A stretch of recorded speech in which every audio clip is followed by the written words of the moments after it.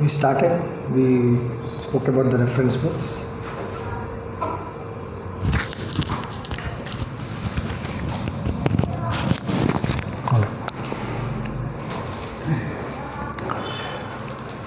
We saw the first shloka and second shloka of Hatha Yoga. Then we understood how many different chapters are there. So first asanas, pranayama, which are also called as kumbhakas. Then we have mudras and bandhas. So these three things we completed in the last two sessions. Today last session is about samadhi and nadanusandhana. So we will see what chapter 4 is.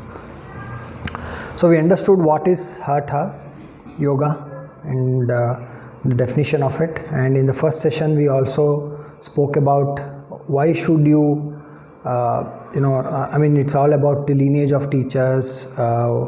Why should you do Hatha Yoga? How should your place of practice should be? What are your success and failure criteria when you are practicing Hatha Yoga? Next we spoke about the asanas. So there are 11 asanas which are mentioned. I think we spoke in detail about each of these asanas. Swastikasana, Gomukasana. So these are all the multiple asanas that we spoke about.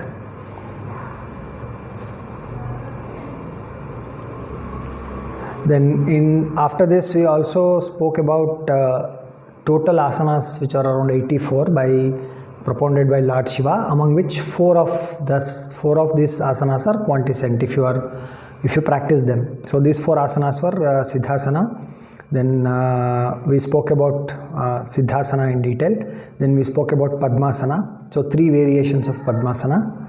We spoke about this. And then we also understood the concept of the prana and apana coming together and entering into the sushumna. So this is the aim of this entire process.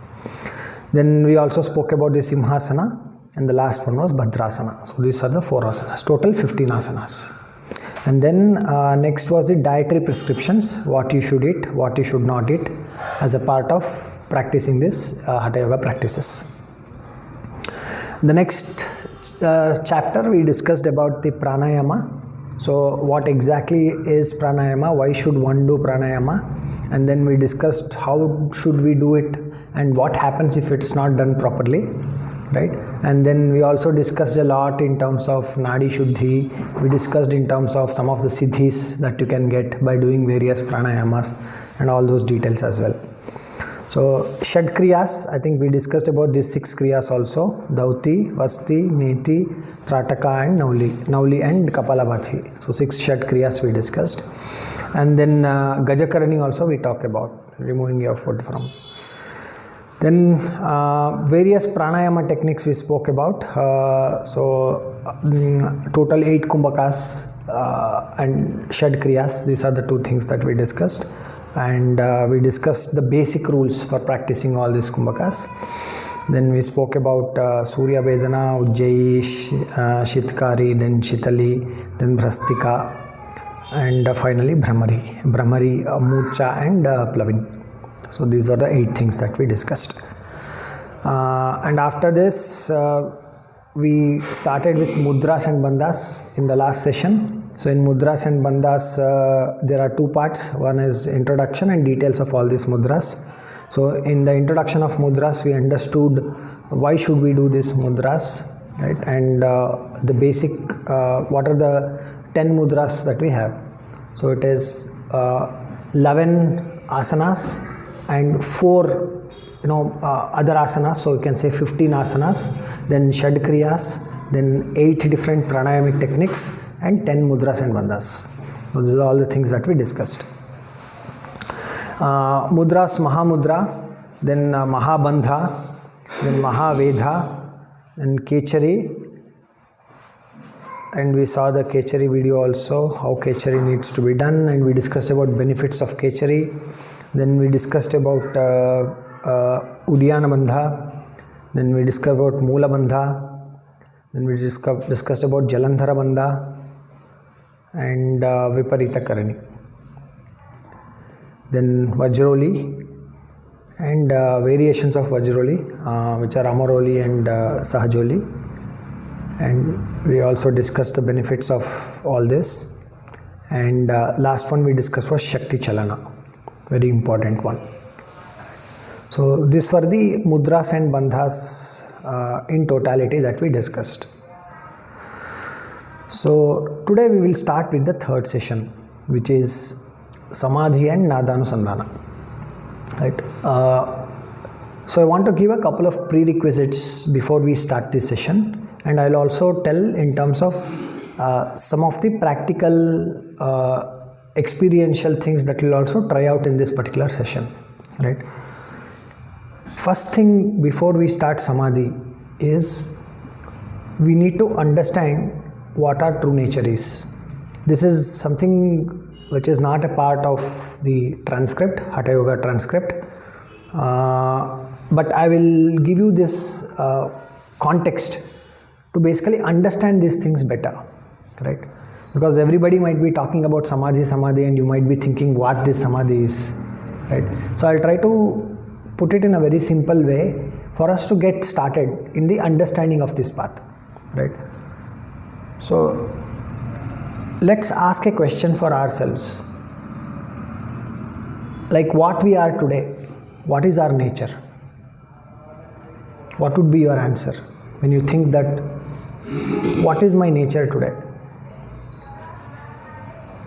You may say I am a very silent person, I am an angry person. You may say I don't have various things you can say about yourself, right? When you think about your nature as an individual. But have you given a thought in terms of how did you arrive at who you are today? Or how did you build this nature into you today? Right? Think about yourself when you are maybe at the age of 4 or 5 years old. Right? You might see your kids, or you might see small kids around, like age of 4 or 5 years or 3 years, right? Don't you think they're always happy? Majority of the times in a day at least, they're always happy. They enjoy small things. You just give them one chalk piece, they'll be happy, or you give them a chocolate wrapper, they'll be playing around with it and they'll be happy, right? So if you understand and go back from what your current nature is to what you were when you were a small child, can you see the difference? So how did this difference happen? This difference happened due to various experiences that you had as you grew up, right? But if I ask you what is your nature today, you go and ask your child what is your nature today, it will again be happy and smile. So you know that the nature, the true nature of any being is being in that happiness, or seeking for that happiness, or being in that happy state. But we have forgotten it. Now if I ask you, can you go back to that state of being happy? What will you do? How will you go back to that state of being happy? Or being blissful? We have forgotten the path back. It is like a chakra vyuha. You have entered inside, adding various things on top of you, changing your nature. Like you started playing multiple roles, and when you are playing these multiple roles, you put on a lot of things on you that is becoming your nature today. You became a student, then you became maybe you took up some of your professions, then you became a parent, then you became a husband or a wife. You started playing multiple roles, and while doing this, you started attaching yourself to those multiple attributes that are required to play this role. And in this entire journey, we have forgotten that our true nature is being happy. And now we are struggling, seeking happiness in some of the materialistic things that we see. We say, I will go to the movie, be free from everything, I will feel happy. Or you say, I will go for a vacation for 3 days in some resort and I'll be very happy. Right? So we have attached the happiness to a reason now, and that's what and we are seeking it every time. Right? So we have forgotten our true nature. I gave an example of a kid because you can see that pure blissful happiness in that particular kid, and it also spreads that happiness, right? When you see that kid, you might feel happy. You will feel like, oh, you will smile, you will feel happy, something, you will feel that inner happiness. It's not just feeling happy or blissful, it's also spreading that feeling to everyone else, right? So why I brought this topic was to understand samadhi, or what we are seeking, is something that we need to be very clear about. So what we are seeking, this is not in the Hatha Yoga Pradeepika as such, but this is the general context in terms of what we are seeking as human beings or as individuals. We are seeking for ecstatic happiness, or that ecstatic blissful nature, which is our true nature. So we are seeking a way or a route through which you have entered into this now, your current nature of being. So you are seeking a route or a path to go back to that blissful state. And all we discuss in Hatha Yoga Pradeepika is that path that is basically taking you back to your true nature, which is your blissful state, or which is your unlimited happiness state, unreasonable happiness state. Right? So that is the concept of, when you say samadhi, right, the true meaning of that samadhi, there may be 100 different technical aspects that we'll discuss today, but the true thing about samadhi is you are going back to your true nature of your blissful self. Right. So this is something that you need to understand as a prerequisite, and now we will enter into seeing what samadhi is, and we will discuss what nadhanusandhana is, right? And then we will also discuss, we'll do one experiment today to understand a little bit deeper into certain aspects of what nadhanusandhana is, and how it is propounded here, right? Okay, clear about the context? Got an idea, right? So the chapter structure is like this. So there are two parts to this chapter. So the first part, around 64 shlokas, is a complete exposition of samadhi. It talks about, it doesn't tell you what is the experience of being in samadhi, right? It tells you scientific or technical details in terms of what happens, because we have worked through a journey, right? We spoke about prana entering into your Sushumna Nadi. We also talk about moving that prana with pranayamas, right? You are moving those prana inside, or giving a direction to it inside your Sushumna Nadi. Right? And then we also spoke about mudras and bandhas, where you lock, you do Mooladhara bandha, and you do Kechari mudra, or you do Jalandhara bandha, and then you lock this energy so that the movement, slows down, or the prana stops. It kind of, that movement is stopped. You're locking that pranic movement inside your Sushumna, right? So we spoke about these things. Now in samadhi, it is a continuation of that, like what happens to that pranic energy, or what happens, a little more technical details in terms of it is what Swatmarama says in the first 64 shlokas. So we will discuss that. The next set of 50 shlokas from 65 to 114 talks about something called nadhanusandhana. Nada, they call it as nada, but it's nada anusandhana.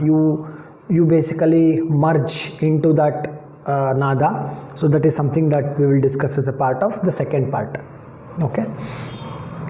There are a lot of shlokas, lot of details, but I will try to keep it, some important things we will discuss, and try to keep it short, because these technical details you will understand at the required level, right? Okay. So you say, first he starts the samadhi with the salutation again to Lord Shiva, the Guru, who is in the form of Nada. I think, and Bindu and Kala, all three, he says. So I think we discussed this in the last session, where we told the Bindu is the seed, which is Lord Shiva, and Nada represents the manifestation or the entire creation, which is the, which is like you can call Shakti, right? So that's the representation. So here he says that he's saluting Shiva, who is Nada, Bindu and Kala. We'll understand how these three are related when we discuss the details. And a person ever devoted to this obtain the stainless state, the free from Maya, which is basically the state of Samadhi. Right. Now I shall expound the excellent process of Samadhi that destroys death, leads to eternal happiness, our true nature, and confirms the supreme bliss of Brahman. You can give it any name you want. You can call it anything you want. Here he represents this as the supreme bliss of Brahman. Or you can say this is your true nature of ecstatic happiness, which you go back to. Right? So you can call it anything you want.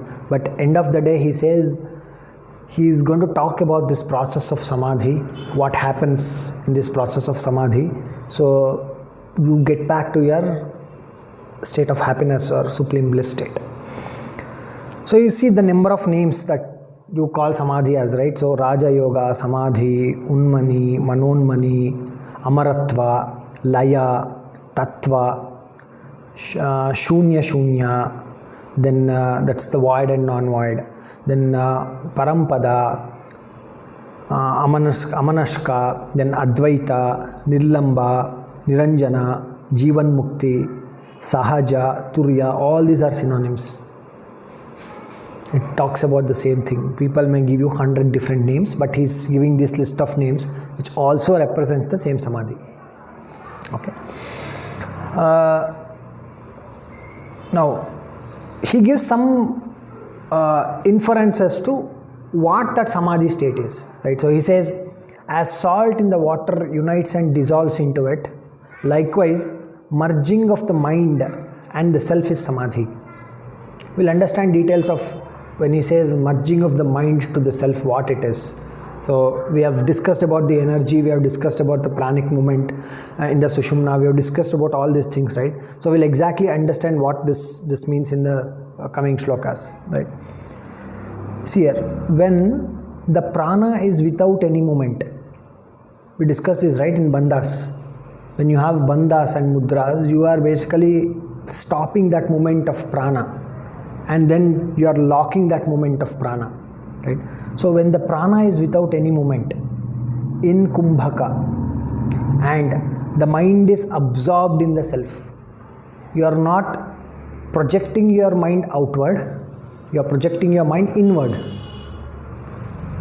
Okay, so you are stopping the movement of prana, you are in the kumbhaka state, and you are completely absorbed in yourself, right? This state of harmony is Samadhi. This is one definition he gives, right? Then the state of equilibrium in which the union of Jivatman and Paramatman, in which there is end to all desire ideation, that is called Samadhi. This is another definition he gives. What is this desire ideation, right? So we are in a cycle, if you think about it. What is this cycle? Let's start with the thought, right? You get a thought. What do you do with that thought? Say you get a thought, I want to go and eat one gulab jamun today. What will you do with that thought? You reason it out, right? You say, should I go and eat jamun or not? Oh, I can eat, it's okay. Or you may think, oh, if I eat jamun, then I have to do 10 more Surya Namaskaras tomorrow. Should I eat or not? Right? So you start reasoning. So how does this reasoning come? This reasoning comes because of some of your previous experiences that you have gone through.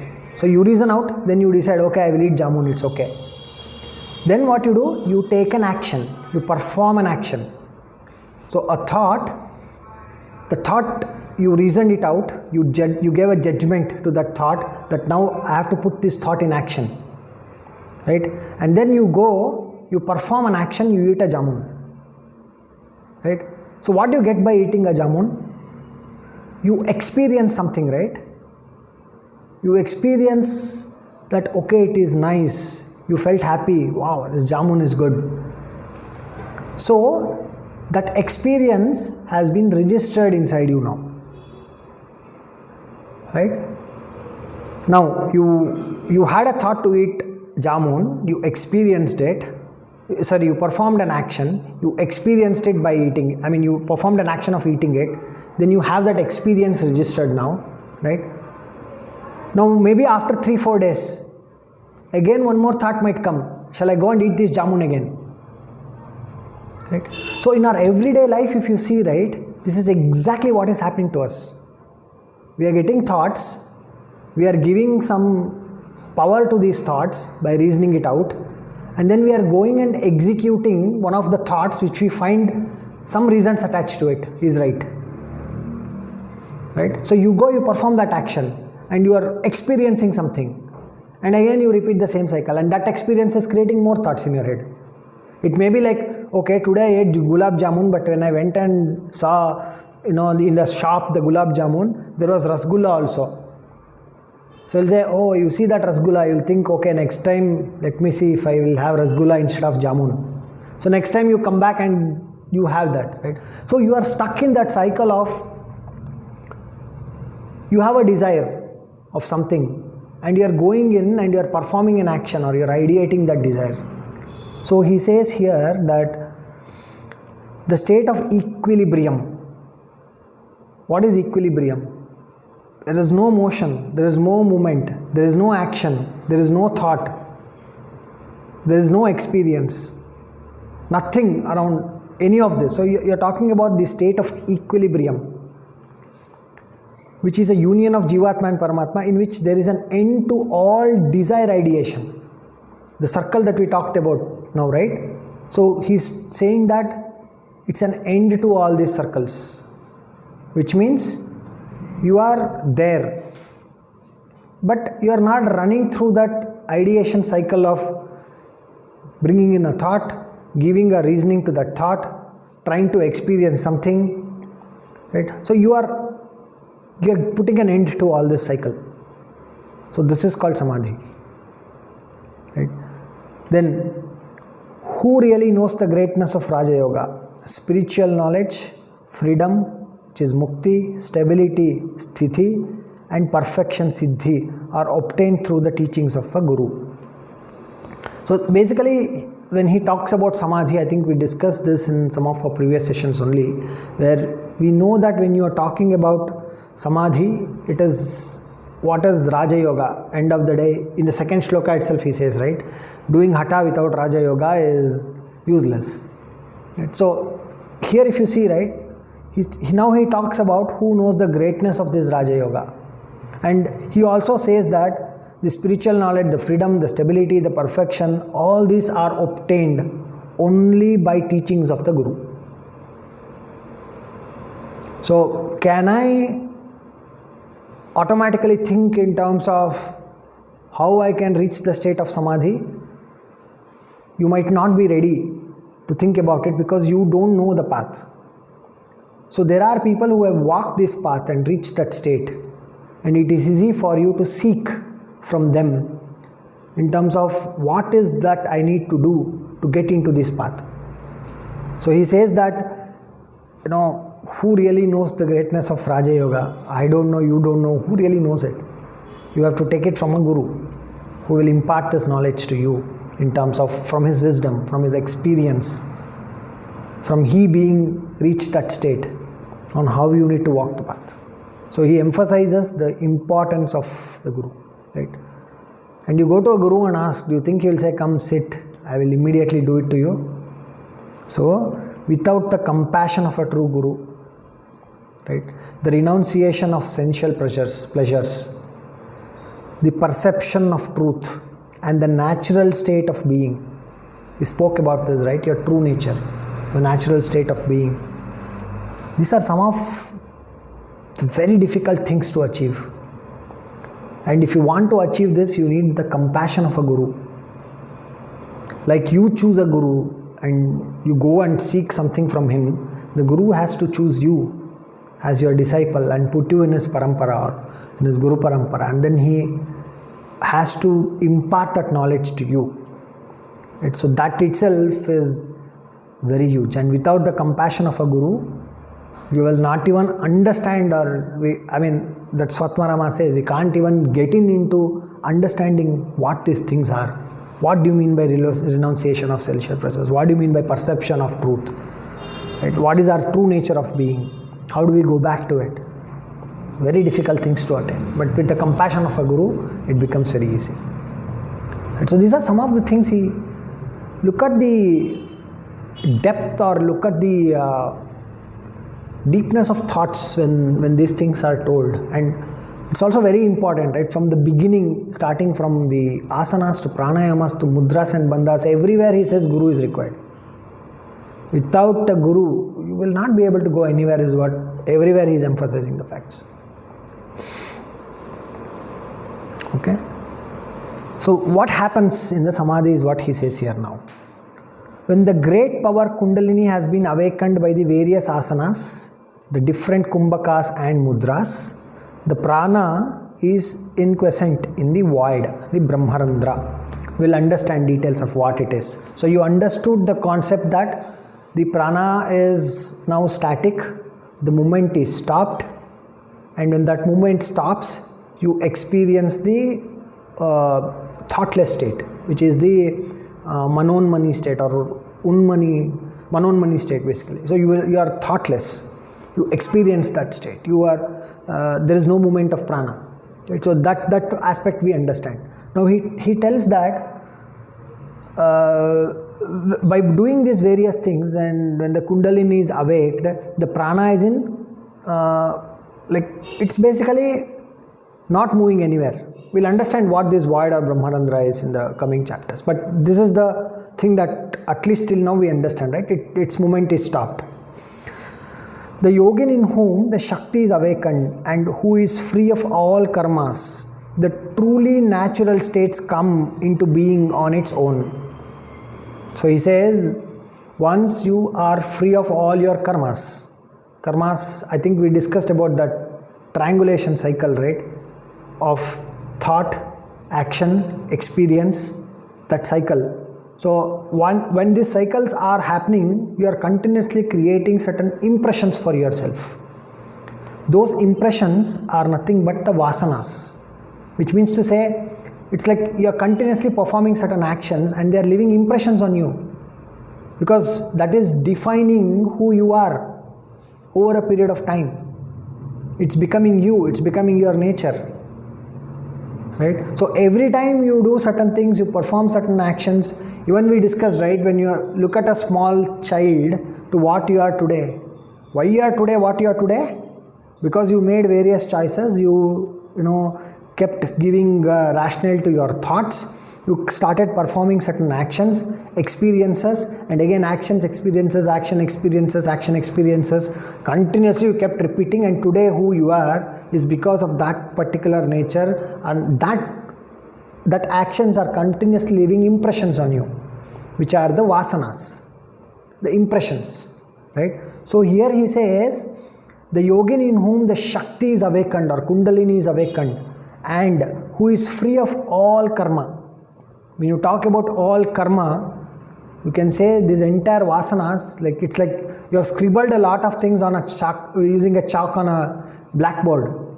Now see the blackboard. Can you see the blackness on the blackboard? Because you have scribbled everything with chalk piece, everything you see is white. You are not seeing that blackboard at all. Now imagine you are taking a duster and cleaning the entire board. All the white chalk piece is completely clean. Can you see the blackboard now? It's something similar to that. You are cleaning all your karmas. You have no karmas now, which means you are going back to your true nature again. So that who is free of all karmas, the truly natural state comes into being on its own. You did not do, the minute the board is cleaned, automatically you will see the blackboard. You won't see the chalk piece anymore, right?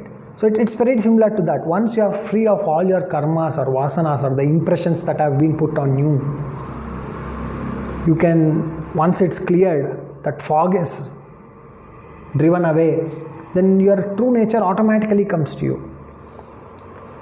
So that's what Swatmarama says here. Then when the prana flows in the sushumna, the mind is absorbed in the void. We'll understand what this void is. Mind is absorbed in the void. the knower of the yoga uproots all the karmas. So we told, here I told, take a duster and clean your blackboard, right? Similar to that, how do we clean ourselves? Clean all these vasanas inside ourselves. We have been discussing this a lot. We spoke about Nadi Shuddhi, cleaning up all our karmic, cleaning up our system. Right? So he says, once the prana has flown into your sushumna and you have stopped the movement of the prana and the mind is absorbed in the void, then you automatically uproot all your karmas. And in one of the shlokas, he also says, this karmas to the relationship between the prana moving into the void and the karmas. So in the further shlokas we will see. But up till now you are understanding few things, at least technical details of what he is trying to tell. Okay. So salutations to you, O mortal, who has conquered even the time, into whose jaws fall the universe with all mobile and immobile things. So he is now giving references basically. Okay, talks about various things. So I will directly jump into some of these shlokas. Okay, so this is one of the important shloka. Remaining always in a suitable place, having learnt well to open the sushumna and make the prana flow through the center, it should be restrained in the Brahmarandra. So what does this mean? So we saw our journey of prana is from Mooladhara. He doesn't talk about the chakras here, but he talks about when you do a Moola Bandha, your prana starts entering into the sushumna, right? And it will flow through the sushumna. And when it is flowing through the sushumna, what is its destination? I think in the last session we discussed about Nada and Bindu a little bit, but what is the destination? Where will this prana go? We told we will stop the movement of the prana, but where will you stop the movement of the prana? Where will it go? So it's pretty deeper concept, but I'll try to tell in a very simple way. So the destination of your prana is to settle as immobile in the Brahmarandra. Okay, so I don't want to get into the aspects of chakras and other things here because this is not mentioned in the text, but he says the prana, when it is entered into your sushumna and it is being moved up and the prana is brought into a standstill in this Brahmarandra or in this particular void space, right? That is when you basically get into the state of samadhi. Okay, so the destination of prana when it enters into sushumna, its final destination is Brahmarandra. Or the void. You can say it as a void or Brahmarandra. You can, for now, you can probably assume that as a logical destination for the prana, but what it is really difficult to explain, right? But probably we can discuss offline. But according to the textual, it is destination is Brahmarandra. The prana moves into the Brahmarandra, and the minute the prana moves into the Brahmarandra, the union happens of your Jivatma and Paramatma, and then you will experience the state of samadhi. This is according to the text. Okay. So the sun and the moon create the division of time in the form of day and light. Sushumna consumes time. This is a secret. It's a very subtle concept. So scientifically also, if we ask a question, what is time? Right? What is time? Movement of sun. Okay. Sorry. What is time? When you say something has changed to what it was, to what it is now, there is a change. If it is changeless, there is no time. You can identify time only when there is a change. Right? You are like a 4-year kid. Now you are what? So you say, oh, so much time has passed. But if you are still today as a 4-year-old kid, I'm just giving you a blind example. Can you say there was a time for you? It's like when there is a change, the measure of that change is time. What has changed? You measure it using time, right? Now see what is happening. You have moved your prana into the sushumna. You have stopped the movement of the prana. The minute the movement of the prana is stopped, you are in absolute standstill. There is no change in you. When there is no change in you, you deceive the concept of time. Right? Don't consider the physical aspect of things, but this is the gist of it. So when the prana is moved into sushumna and the movement of the prana is stopped, or it's put into the great void or the brahmarandra, and the movement is stopped, it's changeless. There is no change in anything at all. There is no movement. Everything is standstill. Everything is stopped. Zero change. So the time is deceived. There is no time measure for you at all. You are just there in a state, just there, that's it. There is no time at that, because there is no change. Right? So that's what the sun and the moon create time in the form of day and light. So we discussed this, right? Prana and apana. There is a movement of prana and apana. Because of this continuous movement, that is the sun and moon representation here. Because of this continuous movement, right? You see that time, or you experience time, you experience change. And once this happens, and sushumna consumes time. So when you say, how am I knowing this? It says sushumna consumes time, and you can see that change that is happening to you.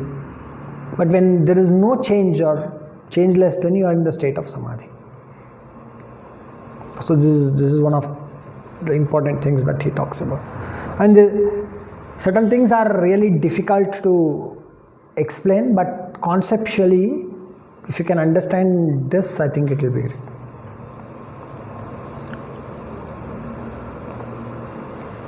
Okay, so he says there are 72,000 nadis, among which only sushumna is the major one that he says. Others are not of such great use. Then it's all talks about how I think we have discussed enough on this. End of the day, it is about that prana moving into that white space and settling there without any change or without any movement, and that is when you reach. So all these shlokas keeps talking more and more about it. Okay. See, the activity of the mind has two causes, the prana and the vasanas, acquired tendencies and impressions. When one of these becomes inactive, the other also comes to an end. So we discussed this, right? So take your vasanas are like the scratches, scribbling that you have done on the blackboard. Once that is cleared, you are in your true state, your true nature, or samadhi, or whatever you want to call it. Right? So either by clearing off of this vasanas, you get into that state, or when your prana becomes inactive. He says on the other side, it is like when you move the prana, put it in the brahmarandra or the void, and it becomes inactive, then all your acquired impressions, everything, your mind, basically activities of your mind will come to an end. Okay, so either of this he says here. When the mind is still, there the prana is suspended, and where the prana is completely in abeyance, there the mind is in question. I mean, same things only, whatever we discussed. The basic idea is stop the movement of this prana, statically put it in the void of the brahmarandra. That's the end.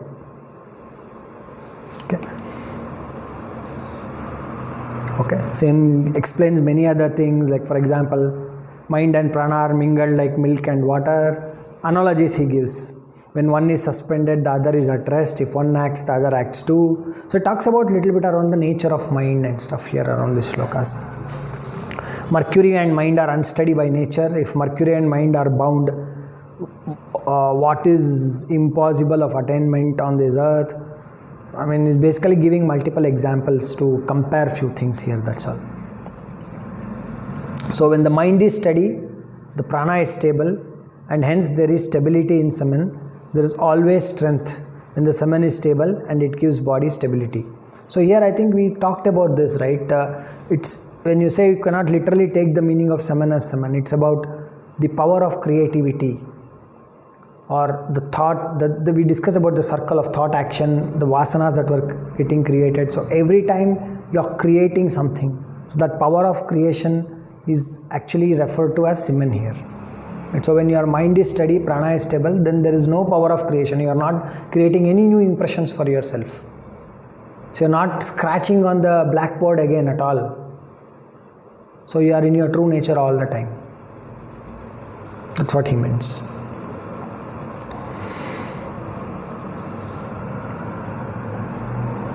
Okay, I mean, so same things between shloka 29 and 32.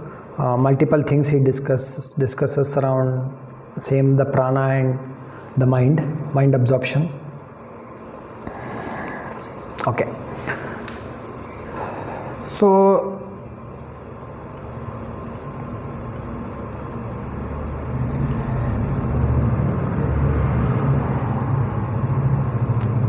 he introduces something called laya here. We'll understand laya in detail in Nadanusandhana, but he introduces something called laya here. So laya is the non-recollection of the objects of senses due to non-recurrence of previously acquired impressions and tendencies, which are vasanas. Okay.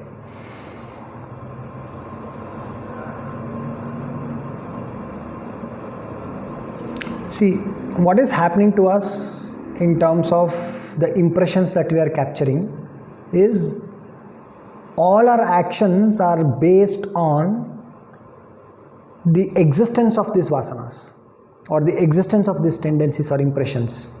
But once these impressions are not there, right, you enter into a state where it is an objectless state where nothing is there basically. Your prana enters, there is a static movement, there is no time, right, there is no object. So he says that the laya is the non-recollection of the objects of senses.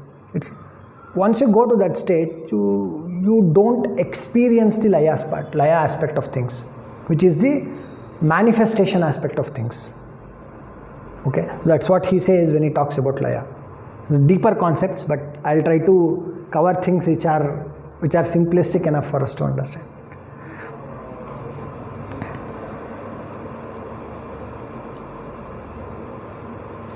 I will move these things. So one more thing is, I think we discussed about Kechari Mudra, Shambhavi and Kechari Mudra. Okay, so in the part of Samadhi, he talks about two different mudras here, Shambhavi Mudra and Kechari Mudra. Okay, so I think we discussed about both of this, at least we discussed about the Kechari Mudra and the Mudras and Bandhas, right? What the Kechari Mudra is, and we even saw the video on how the Kechari Mudra is done, what happens, and what are the benefits. We have discussed a lot around those things. But here, he talks about certain aspects which are not physical or not siddhis or those kind of things in nature. He talks about something called Shambhavi Mudra and Kechari Mudra in the context of Samadhi. Okay, so we'll understand what it is. So what is Shambhavi Mudra? Concentration on the internal object in any chakra from Mooladhara to Brahmanandra, while the external site of devoid is of winking. This is that Shambhavi Mudra preserved in the Vedas and Shastras. When the yogin remains with mind and energy absorbed in the internal object, his pupils are motionless. When through his eyes perceive without he sees not, it is indeed the Shambhavi Mudra. When it is obtained in the favor of the Guru, that state of Shambhu, which is other than the void and not void, the reality manifests to itself. So it's a very complex things the way it is put in, but I will try to simplify what it is. See, before understanding this, let us understand how do we see things or how do you perceive objects. Without understanding how do you perceive objects, we will never be able to understand this, right? Now I am seeing you, right? You are seeing me. Are you seeing me outside yourself? Or are you seeing me inside yourself? Where are you seeing me? I have thoughts. Sorry? I have thoughts. And thoughts for color and You have your sense organ, which is your eyes, right? Eyes is showing you something, right? So you are seeing me through your eyes, but where are you seeing me? You are seeing me inside you, right? So your eye, basically light is falling on me. Your eyes is kind of receiving that light. It is taking it into your brain, inside you, right? And then you are actually seeing me inside you, which you perceive that you are seeing outside you. You are understanding this concept? So what you see outside is really not outside. It is actually inside you. How you are seeing this world based on your thoughts, based on your perseverances, right? Let's say you see, you are seeing him, I am seeing him, but when you see him differently because you have different thoughts about him, you have different perceptions about him, you have various different things about him. When I see him, I have various different perceptions, experiences, I see him differently. So think about it, how each one of us are seeing the world is completely different than one another.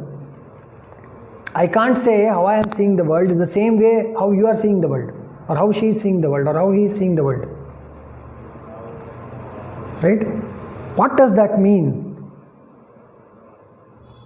Can there be one way in which all of us can see the world? How you are seeing, how I am seeing, how everybody is seeing this world is so different. Why is it so different? If you ask that question, the difference comes only because of the vasanas that we have, or the impressions that we have created, the experiences that we have gone through, the actions that we have performed. Right? So how I see sir is different from how do you see him. Simple example, right? But ideally speaking, if you consider from an absolute context, right, we have to see the reality of how he exists. Can we see that reality?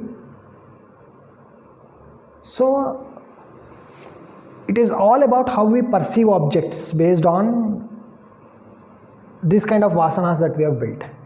Now imagine, just imagine, I see him as the way you see him. I see him as the way she sees him or he sees him. So all of us are looking at him in the same way. And none of these vasanas or none of these impressions that we have created is bothering us from looking at him in the way that everybody else is looking at him. Right? So this concept is something that he talks about here. So when yogin remains with mind and energy absorbed in the internal objects, and his pupils are pupils are motionless, and through his eyes perceive without he sees not. This is exactly what it is. It is indeed the Shambhavi Mudra. When it is obtained by the favor of a guru, that is state of its Shambhavi, which is other than the void and the not void, the reality manifests to itself. Basically, you will get into an absolute frame or absolute state of consciousness or absolute state where you perceive the reality the way it is rather than creating the reality through your vasanas or your manifestations. That's the concept. This is a challenging part of trying to explain the concepts around samadhi, but I think you get at least something in the conversations. I think Kechari Mudra, we have discussed this in the last session, so I will just skip this. It's talking about the same things. Okay. I think we have covered much of this. You can go through the textual also. So he says, like camphor in fire, like salt in water, thus minds dissolves in contact with the reality. All that can be known is known, and the knowledge is said to be the mind. When knowledge and the knowable are lost together, there is no second way. Whatever we discussed is the same things that he talks about in all of these stanzas. So this is about the samadhi. Let's come to the next part of Nada-Anusandhana. Right, so Nada-Anusandhana, he talks about this. He gives you one of the techniques in terms of how you can progress closer towards the samadhi state. That's where you have this concept of Nada-Anusandhana. Okay. So what we will do is we will do one experiential session now to understand a little bit deeper into this. Okay. And then we can maybe this will take 10 to 15 minutes, and then you will automatically understand few things based on this experiment that we do here, and later we will discuss in terms of what this Nada-Anusandhana is. Okay, so I'll just play one small video, understand. I think all of you have got your earplugs. You got? No. No. You have? Okay. So how to use this? Okay, I'll just play a video. I thought it will be easy to show it here rather than me explaining. Let's see this. How to use formable earplugs. Sounds can be harmful when they're loud and last for a while. The louder the sound, the quicker it can damage your hearing. The good news is you can use hearing protectors to keep your hearing healthy. These are formable earplugs. Formable earplugs are typically made of soft foam, are disposable, don't cost much, and are available in a variety of stores. For proper use, they will be inserted into the ear one at a time and one per ear. First, be sure your hands are clean. Then, roll the ear